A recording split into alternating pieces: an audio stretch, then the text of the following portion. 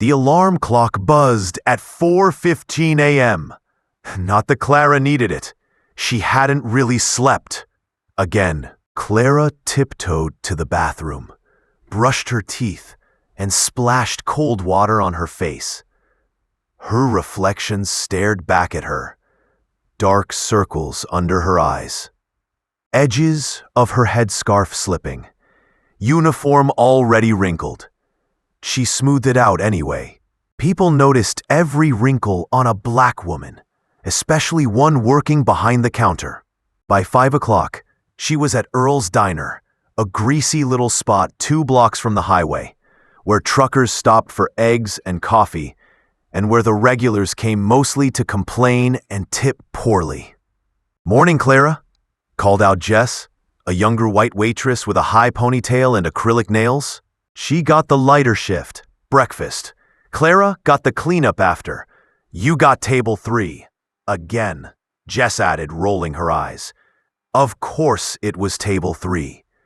Always the messiest, always the rudest. Clara forced a smile, grabbed her notepad, and walked over. Table 3 had already started barking. "'Bout damn time," the man said. "You people move slow, huh?" Clara didn't flinch. She never did. That was survival. She just jotted down the order and replied in her calmest voice, "We'll be right out, sir." This was how it went. 12 hours of serving, scrubbing, dodging slurs, and smiling when she wanted to scream. After her shift, she clocked out, took a quick breath of the smoggy afternoon air, and grabbed the bus across town. By 6 o'clock p.m., she was inside a shiny corporate office building, cleaning up the remnants of people who didn't know or care that she existed. Sometimes she'd find half-eaten donuts left on counters, coffee cups spilled and walked away from, trash cans overflowing. One time, someone had scrolled "The help's on her way" on the whiteboard in a meeting room. The laughter she overheard outside the door still rang in her ears. Clara said nothing. Again, because at 35, with no college degree and no family left, she couldn't afford to fight back. Not yet. But when she got home, around 10 o'clock at night, she sewed. That was the part no one saw, the part no one asked about. She had an old Singer machine, handed down from her grandma, who used to sew church dresses in Alabama. Most nights, Clara pulled it out, patched together old fabric, and created magic. Dresses, tops, even little stuffed animals for Lena. The kind of work that made her heart beat different. Nobody in her world cared about hand-sewn anything, but Lena did. Lena had the kind of eyes that saw everything, way more than a 14-year-old should. She saw the dark circles under her mom's eyes, the way her shoulders dropped after the night shift, the way she always let Lena eat first, always wasn't hungry when food ran low. And Lena watched, night after night, as her mom sat at the wobbly kitchen table, pinning scraps together.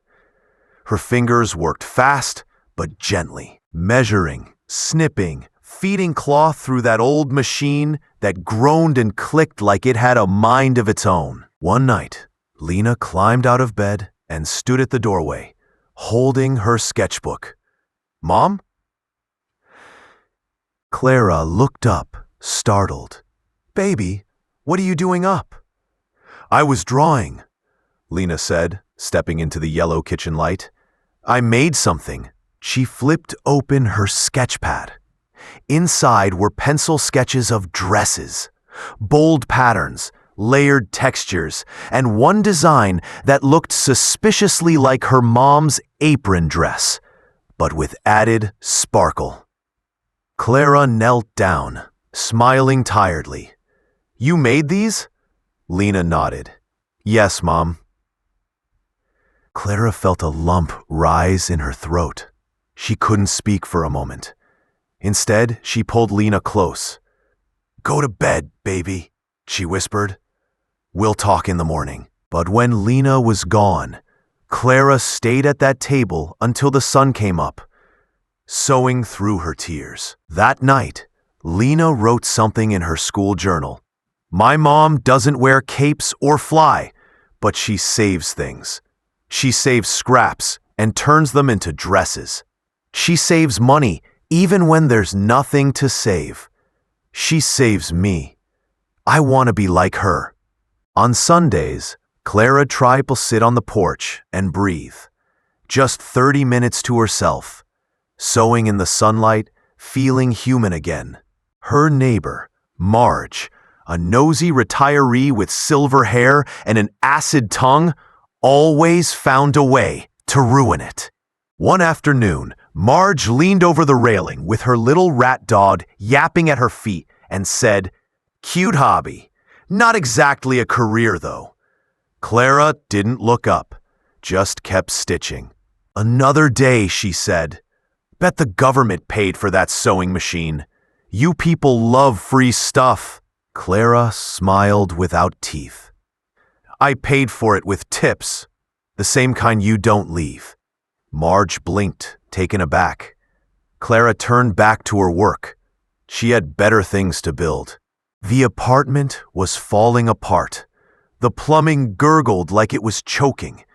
The heater rattled in the winter and sweated in the summer. Clara had called Mr. Dietz, the landlord, at least 6 times about the leaking ceiling in the bathroom. No answer. But the minute she heard the white couple on the second floor call him about their fridge, he was there the same day. He smiled at them, laughed with them, called Clara ma'am like it was a burden. "I got a list, Clara," he said. "You're not the only tenant." "Just don't want the roof to fall on my daughter's head," she replied quietly. He didn't even answer, just walked off. At Jefferson Elementary, Lena's 7th grade class had a project, art from everyday life. While other kids brought in macaroni, necklaces, or posters about recycling, Lena brought in one of her mom's patchwork aprons.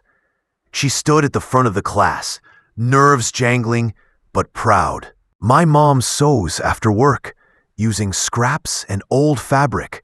She makes art out of what people throw away." She held up her sketchbook. "I want to be a fashion designer, not just for me, but so I can help my mom have her own store someday." There was a pause, then a few claps. But Mrs. Cartwright, the teacher, stepped in with a thin smile. "That's sweet, Lena.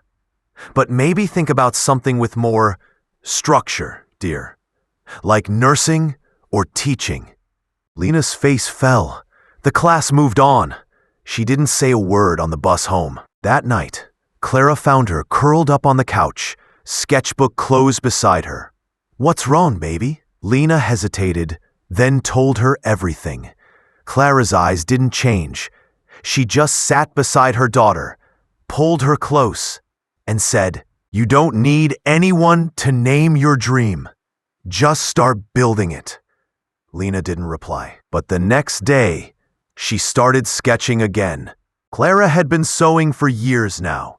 At first, it was just to stay sane, a ritual between shifts, a way to remember her grandma, something that made her feel like more than a cog in someone else's machine. But lately, something had shifted. She'd started sketching simple patterns on napkins during her 10-minute breaks. She made a handful of tops and dresses that Lena modeled proudly around the apartment. And her coworker Monica, the only other black woman on the cleaning crew, asked if she could buy one. That was the first time Clara ever heard the word customer attached to her sewing. And then she thought, what if? She stayed up for 3 nights straight, researching how to write a business plan. She watched YouTube videos, took notes on printer paper, and cobbled together a basic spreadsheet with her costs and goals. It wasn't perfect, but it was something. She dressed neatly that morning, blouse ironed, hair pinned back, nervous but proud. She walked into Oak River Bank, clutching a manila folder with her paperwork. The bank lobby smelled like lemon polish and air conditioning. A white man in a navy blue suit greeted her with a corporate smile. "Clara James?" "Yes. I'm Mr. Landon. Come on back." They sat in a small office with a big desk. Clara handed over her folder. "I'd like to apply for a small business loan," she said. He flipped through the pages, barely looking. "I see," he said, tapping his pen. "And you sew?" "Yes, I make handmade clothes. I want to rent a space or start selling online. I already have 1 or 2 regular customers." He forced a chuckle. "That's nice. But let's be realistic." His tone flattened. "You don't have a strong enough credit history. No collateral. And you've never run a business before. Is that right?" Clara nodded, jaw tight. "And to be frank," he continued, "there's just not enough demand for this kind of thing here." Clara stared at him. She wasn't naive. She'd known this was a long shot. But she also knew it wasn't just the numbers. It was who was asking. Outside, she sat on the curb next to the bus stop, folder limp in her lap, the sun beating down like it was trying to press her into the sidewalk. She didn't cry. She just thought of Lena, her eyes, her sketches. You don't need anyone to name your dream. Okay then. If the bank wouldn't help her, she'd build it herself, $1 at a time. Clara didn't have a savings account, just a jar under the sink, labeled "Someday" in faded marker. It started as a joke. Now it was a goal. She dropped her tips in every night, even when it was just singles, even when she needed them. She started skipping the bus when the weather was good, walking the 2 miles to the diner with sore feet and a prayer the soles wouldn't split open. That saved her $2.25 a day. That's $11.25 a week. That's fabric. That's thread. She started eating less, too. Not hungry, she'd tell Lena, even when her stomach growled loud enough to be heard across the room. But Lena wasn't stupid. "Mom," she said one night, pushing half her grilled cheese onto her mom's plate, "I know what you're doing." Clara smiled, though her stomach ached. "You just focus on growing up smart." Lena narrowed her eyes. "I'm gonna grow up and get us." Clara's sewing machine was holding on by a thread, literally. It skipped stitches, jammed thread, needed to be babied like an old truck, but she refused to give up on it. "This machine's got soul," she whispered once, running her fingers over the faded initials scratched into the side. M.E.J., her grandma, Martha Elaine James. When it worked, it sang, and Clara fed it every scrap she could find. Old jeans from the thrift store, curtains a neighbor threw out, discarded fabric bundles sold for $2 at a flea market. She stitched at night, sometimes until the birds started chirping outside. The kitchen table became her design desk. The living room floor became a cutting station. Lena's old toy chest became storage for fabrics sorted by color. It wasn't a business yet, but it was becoming something. Clara started visiting local stores on her lunch breaks. First was Gracie's Thrift and Vintage, a downtown spot run by 2 white women with chunky glasses and matching ankle tattoos. Clara brought in 3 handmade tops and a dress she'd poured her soul into. "Hi," she said, polite but confident. "I make clothes, one of a kind. I'd love to see if you'd consider carrying a few pieces." The taller woman glanced at the clothes and smiled tight. "They're fun," she said. "But our customers are a little more curated, you know?" the other added. Clara left them her number anyway. Never got a call. Next was Indigo Tree Boutique, a posh little shop with Edison bulbs and coffee table books about French fashion. The owner barely looked up from her iPad. Consignment only, she said. Clara left 3 items. They never made it to the rack. When she came back weeks later, the woman said they'd been accidentally damaged and tossed out. Clara walked home in silence that night. Her feet hurt. Her soul, too. But as she opened the door and heard Lena call, "Mom, I drew a new dress," something in her chest clicked back into place. Sunday's jar was almost half full. Almost. After months of pinching pennies and skipping little luxuries, Clara finally saved enough to rent a small booth at the Riverside Weekend Market. Every Sunday from 9 a.m. to 5 p.m.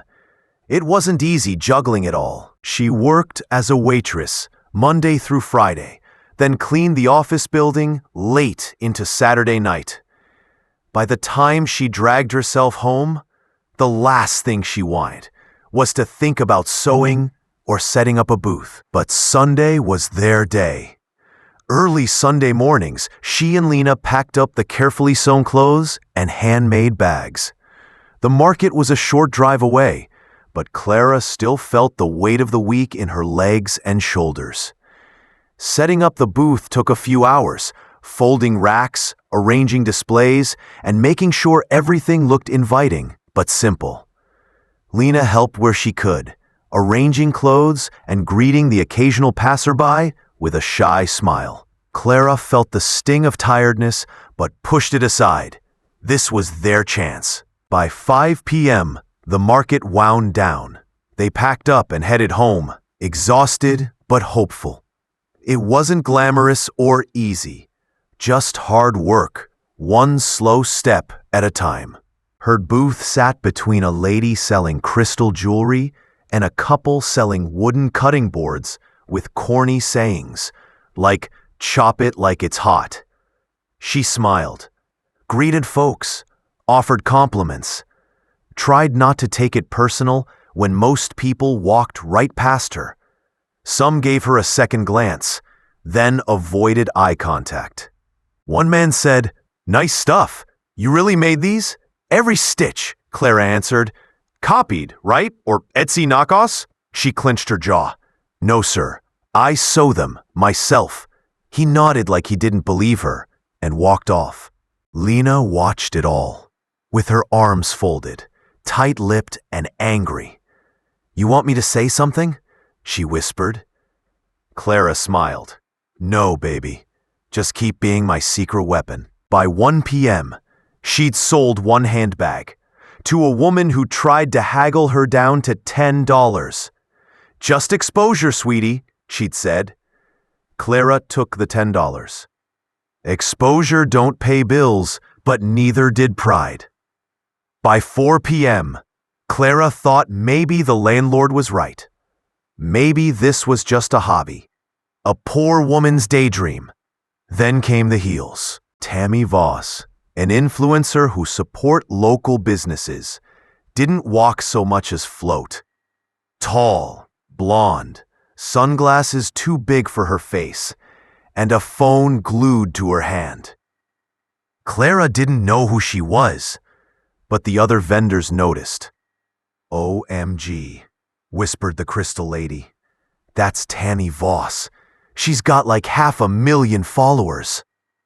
Clara didn't flinch. She didn't believe in fairy tales. Tammy stopped, eyes on a red and gold patchwork jacket.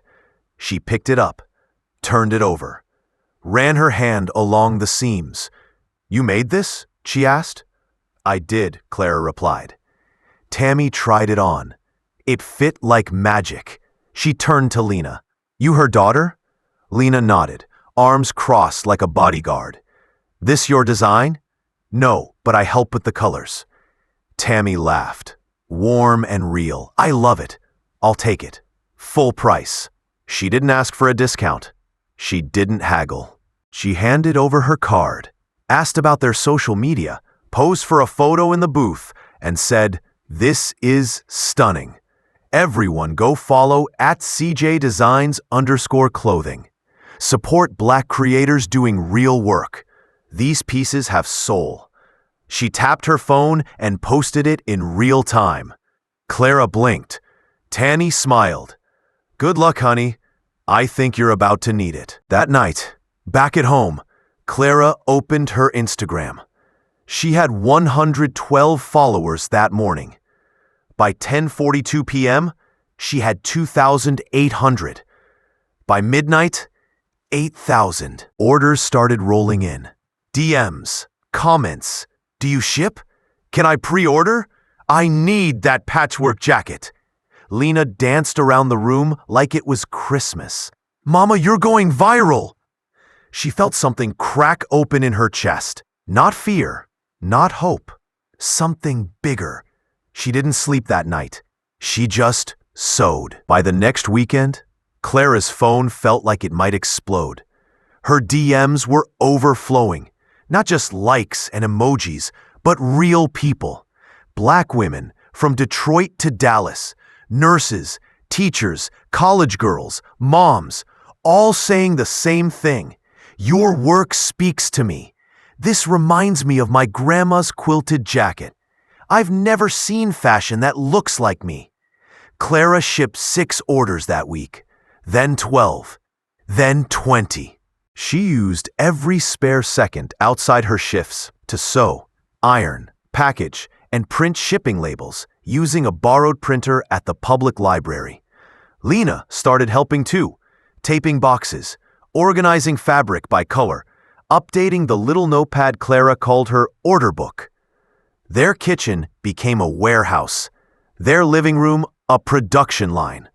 Their apartment buzzed with the sound of thread, scissors, dreams. 2 months later, Clara stood in the back hallway of Earl's Diner, hands trembling slightly.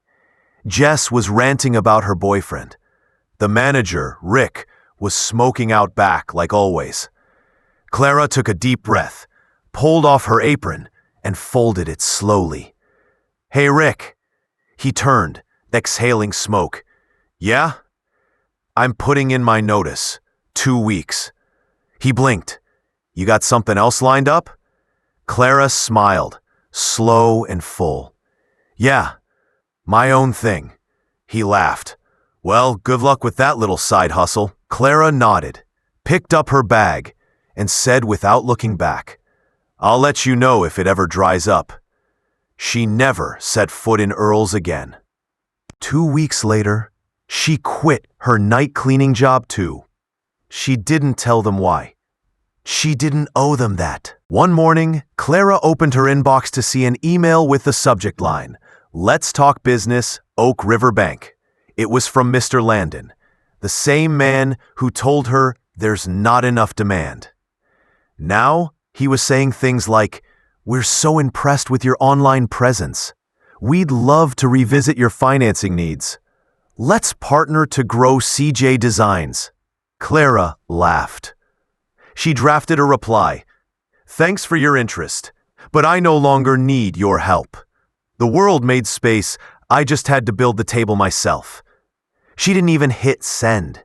She deleted it, shut her laptop, and went back to sewing. Because success didn't need to be announced. It just needed to be worn. The sun slipped behind the city skyline as Clara turned the key to the little shop on Maple Street. CJ Designs. Her name stitched not just on tags, but in every fiber of the space. It was small, just enough room for a rack of clothes, a cozy corner with a sewing machine, and a simple wooden bench where Lena could sit and sketch. The walls held the stories, framed patchwork pieces from Clara's grandmother, pictures of their first market booth, and a hand-painted sign above the door, made with love, late nights, and never giving up. CJ. The neighborhood was mixed. A few curious locals peeked in. Some stopped by with quiet congratulations.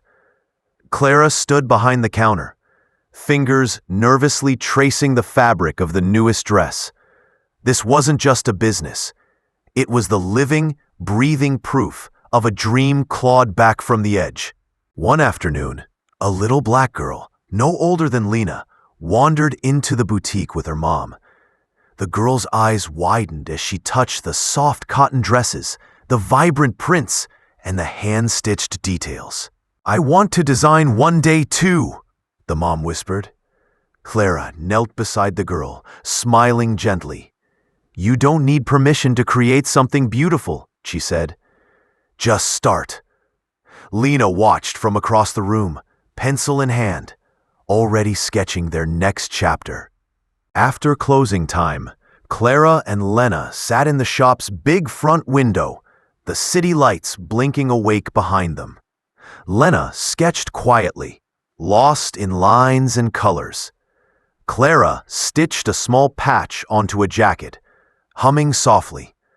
No grand speeches, no big announcements, just peace, hard-earned, glowing softly in the quiet stitches of a new beginning.